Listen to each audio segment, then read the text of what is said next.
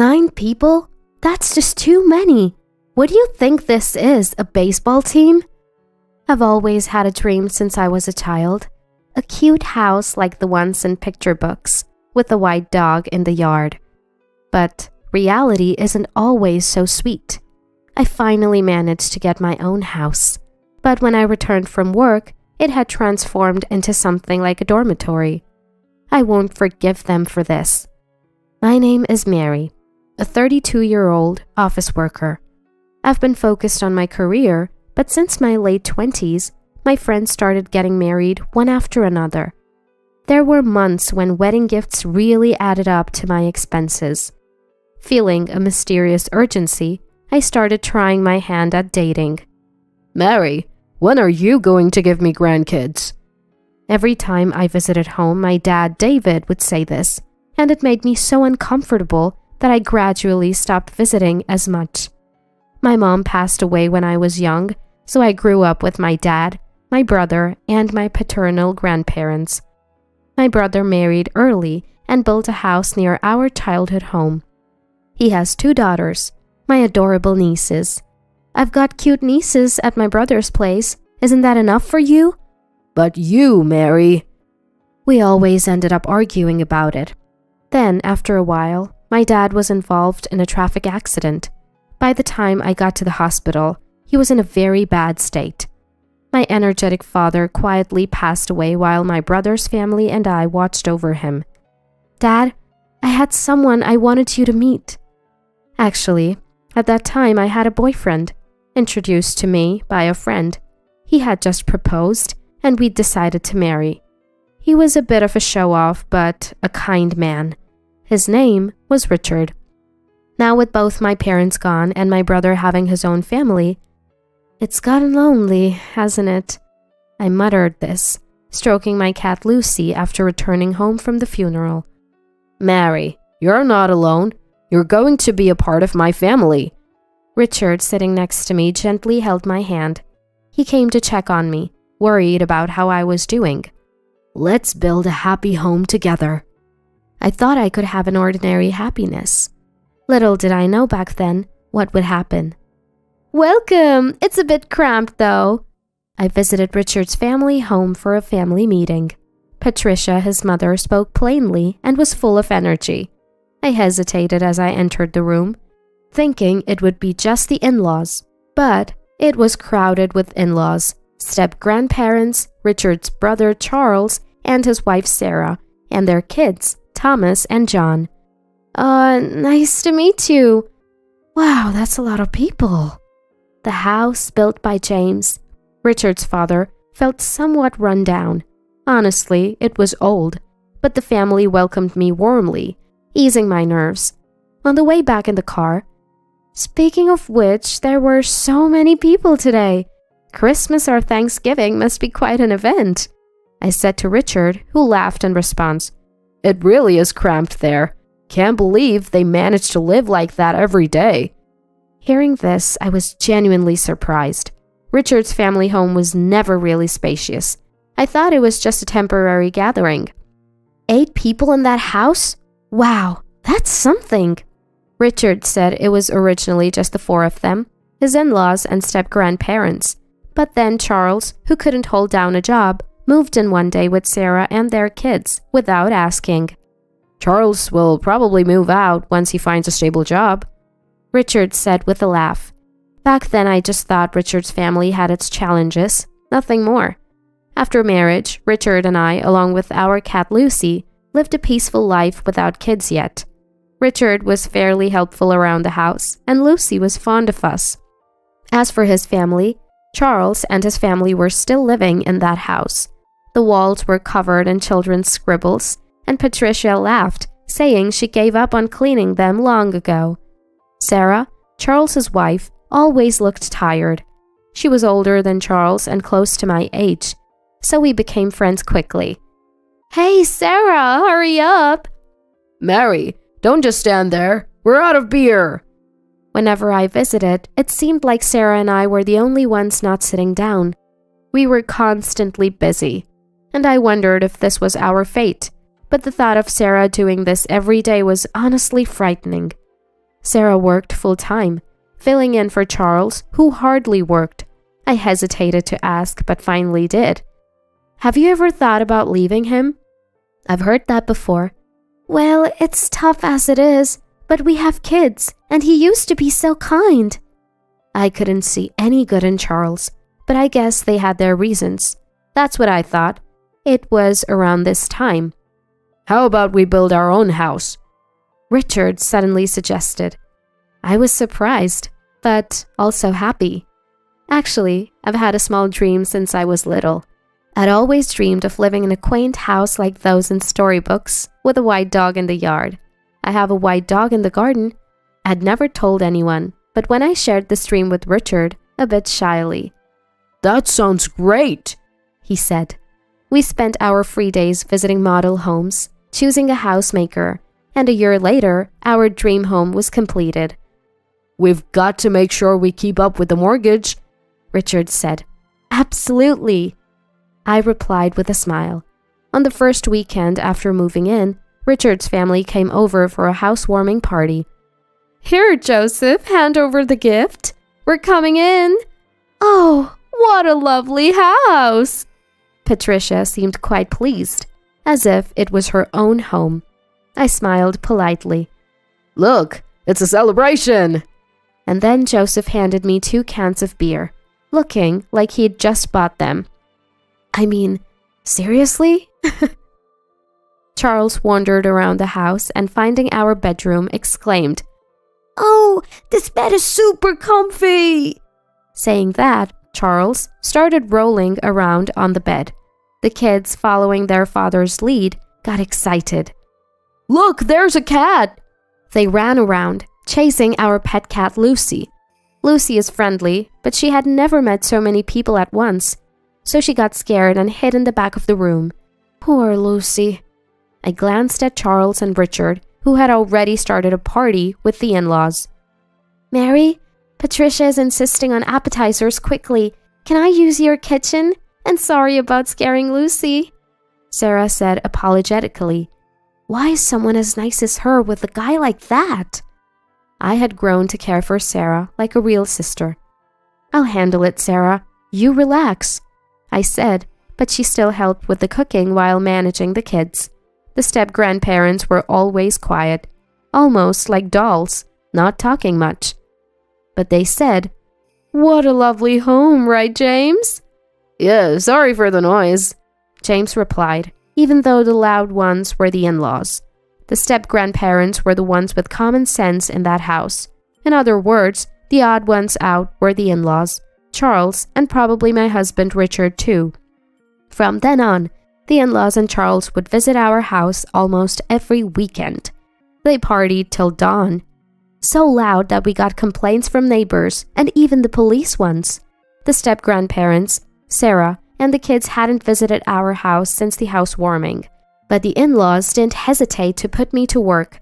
I was at my wits' end. Richard had also started showing his true colors. Once, I had a cold. I was too weak to prepare dinner and asked Richard, who was home early from work, to pick something up. He came back with 2 hamburgers. I couldn't even think of eating them. Why hamburgers? I can't eat this right now, I said without thinking, instead of getting angry. What are you talking about, Mary? You need to eat to get your strength back, Richard said. What? If I had the energy to eat that, I wouldn't have asked for help in the first place. I thought to myself. By the way, when Richard was sick once, "Want a hamburger?" I asked him sarcastically. His response was, "No, that's ridiculous. Are you trying to annoy me?" That's what I said. In short, this family was self-centered and lacked empathy. They were done for as people. Enjoy your freedom while it lasts. I'll make sure you all get what you deserve. With that thought, I smirked wickedly. A few days later, I had a business trip scheduled. On the morning of my departure, "Well, I'm off then," I said cheerfully to Richard. Was your business trip starting today? What a coincidence. Sarah is also on a business trip from today, said Richard. Really? I had no idea. What a coincidence, I replied. Mom said they'd be in trouble without someone to take care of the house. Richard laughed mockingly, making me think, what a jerk. I was busy during my time away from home. Days flew by quickly, and before I knew it, a lot of time had passed. A major typhoon hit, and I contacted Richard. "We're fine, but the family home had some serious leaks," he replied. Thinking of the old family home, I felt it was understandable. The day I returned home arrived. As I walked from the nearest bus stop to my house, I heard loud, unrefined laughter echoing in the residential area. Is someone having a barbecue in their yard? The noise was that loud. This will surely attract complaints from the neighbors. Wait, what?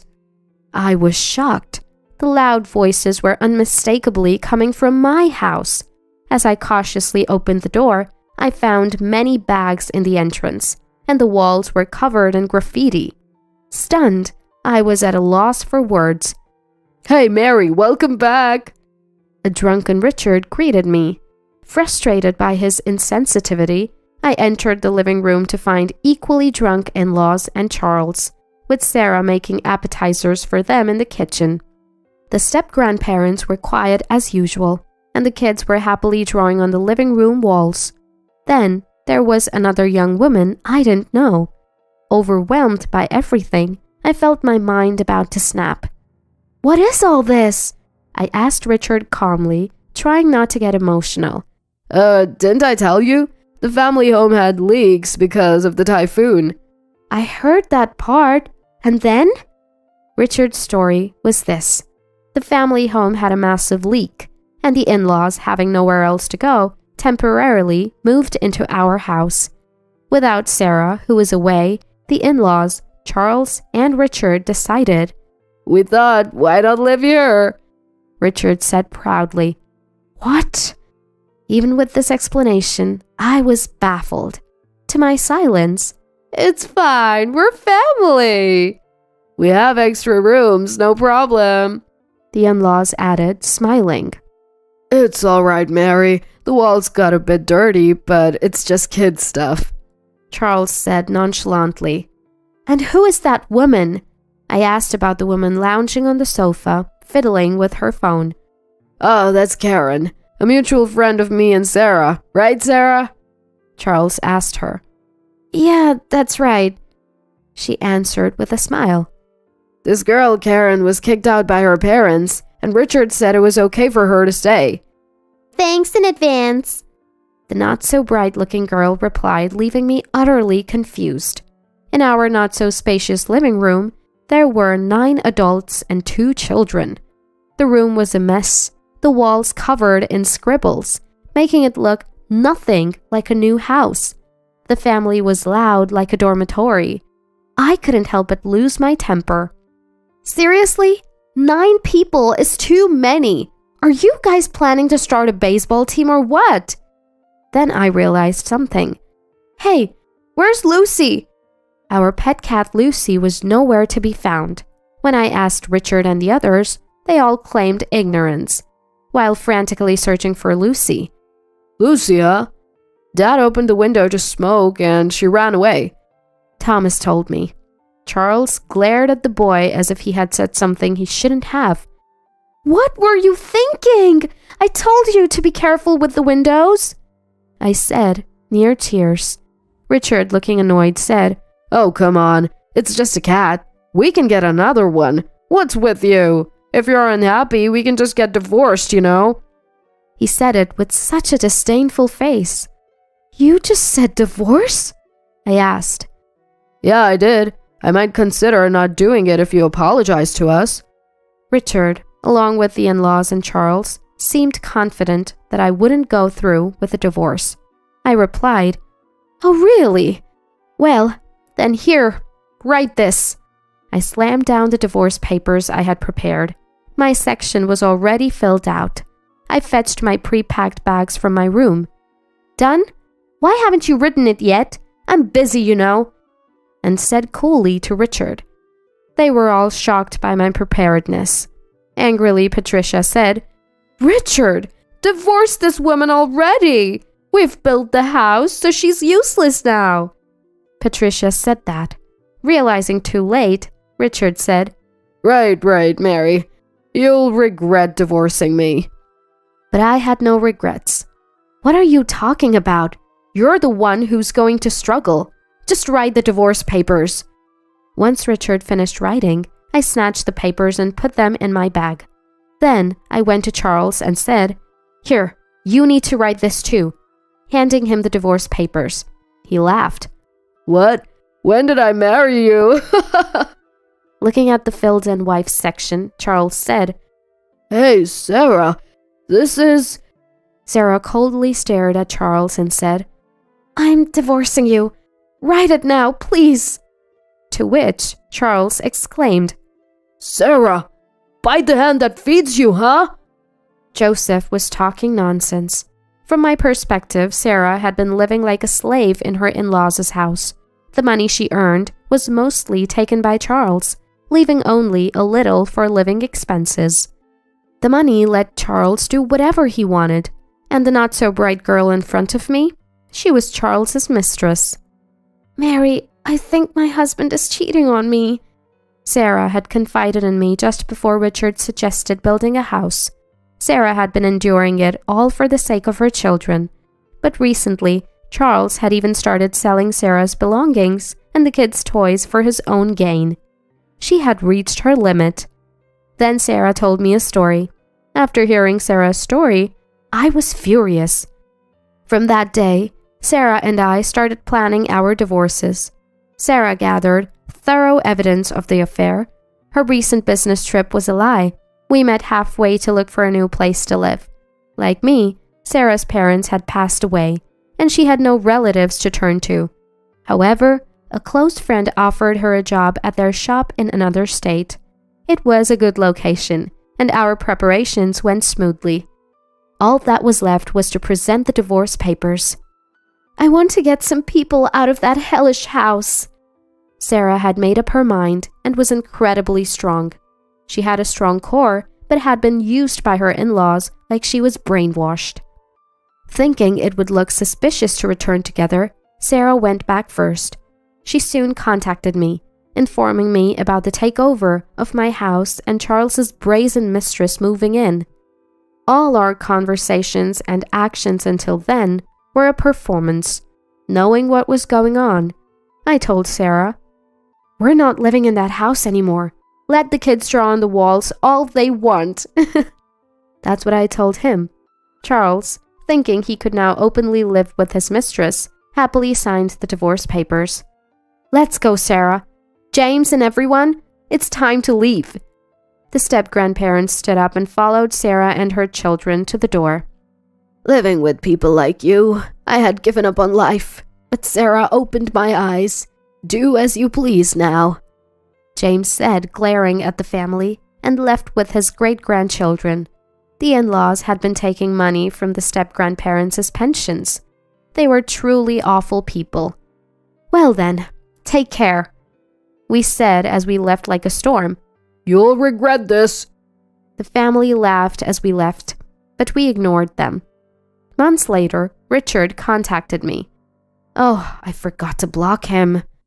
I could guess the content of the call, so I answered. Mary, come back! Richard sounded desperate.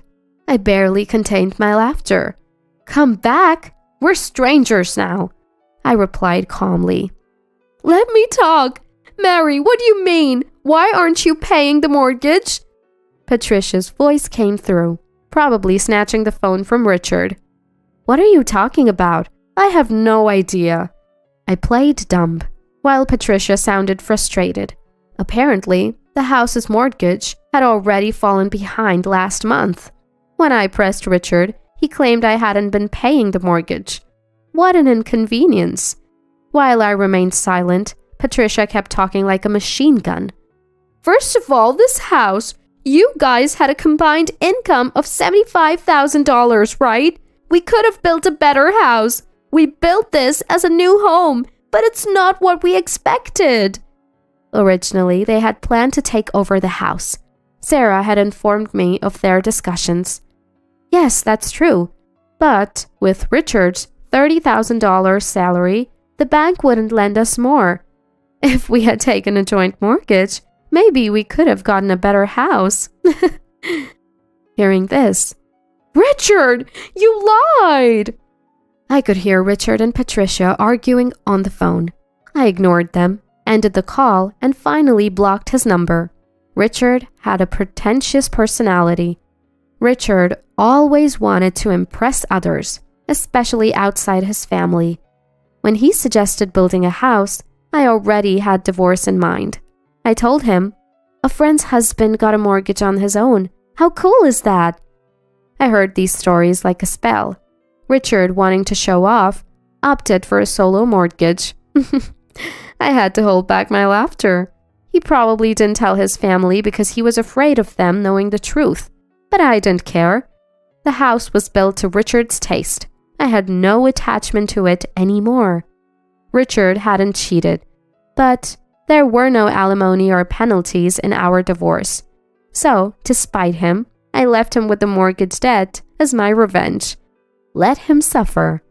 And I was able to rescue Sarah, whom I cared for like a sister, from that house. That was my main goal. Later, they couldn't pay the mortgage and the new house was repossessed. But it was a mess inside, with scribbles everywhere, and walls yellowed by cigarette smoke from Charles and his mistress. It didn't look like a recently built house. Richard had to rent a cheap apartment and Joseph and Patricia ended up moving in with him. They'll probably never leave him alone, like parasites. I don't care, they're strangers to me now. The only good thing about my former in-laws was that the children weren't affected. Otherwise, they were the worst. Sarah, as Charles's ex-wife, successfully claimed alimony through a lawyer. She had to borrow money, but managed to pay it off. I'm glad for her. Charles and his mistress became outcasts in their community and are now missing. They haven't repaid their debts, confirming how awful they are. Sarah is happily working at her friend's place. Her kids are doing well too. I hope they find happiness this time. James and Barbara seem brighter now, like a weight has been lifted. They sold the old family home and are enjoying their retirement in a distant place with their savings. That's great news. As for me, I've requested a transfer to a local office. I was reunited with Lucy, my cat.